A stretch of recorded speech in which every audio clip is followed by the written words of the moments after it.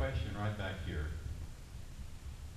Well, really, what I wanted to know was, what are these people who want this thing taking the guns away from everybody? What are they thinking about protecting themselves?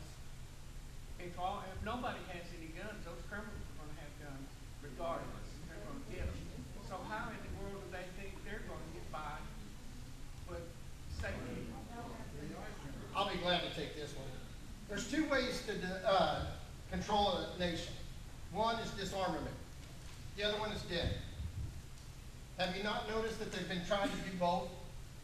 And they're doing a damn good job of it. Excuse my language. My wife just gave me that look. I get a little passionate about this, but that's the only two ways.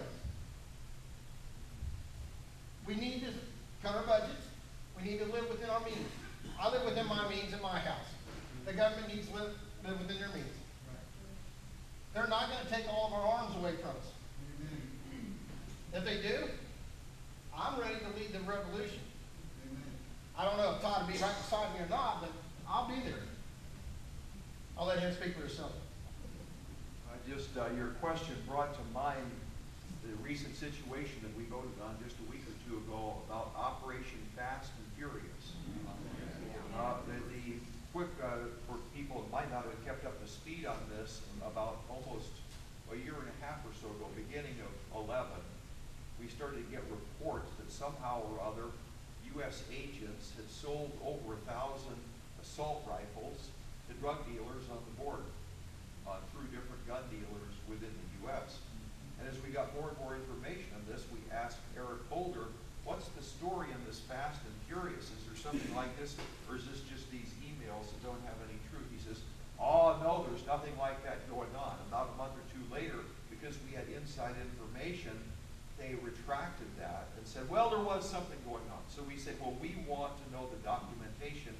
What's the logic of selling over 1,000 assault rifles to basically drug dealers on the border?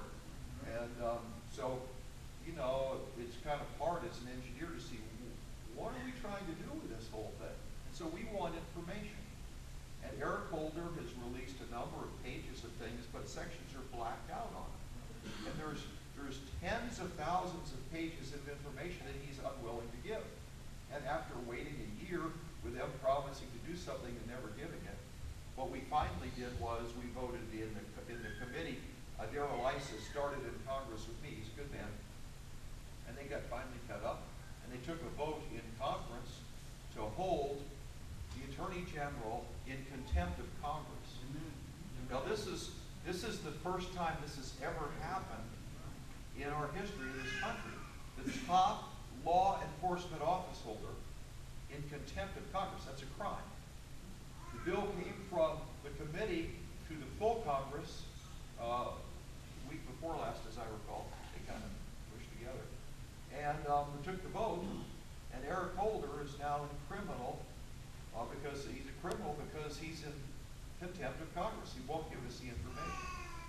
Now, just before that, what the president did was he used his executive privilege. The only thing was, executive privilege was only just to the immediate staff in the White House, not to go over to the entire Department of Justice, which then takes us back, time machine-wise, to U.S. versus Nixon in '74, when the Supreme Court said that you can't use executive privilege to cover up criminal behavior. So you got a standoff going now between the executive branch and the legislature on this whole deal of Eric Holder.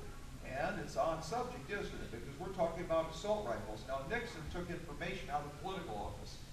We're talking about these guys, 1,000 assault rifles plus the drug dealers. Now, there's been speculation what they might have been trying to do, but part of that speculation, and it makes a certain amount of sense, because we don't know their real motives, because we don't have the paperwork, that it was an attempt to try to discredit gun dealers in America and gin up support for reducing people's ability to buy firearms. So that's a thought. It's not proven, but then on the other hand, they're sitting on all this information. So this is a legitimate thing that we constantly have to, people in the Second Amendment, people that work on that, we have to constantly be working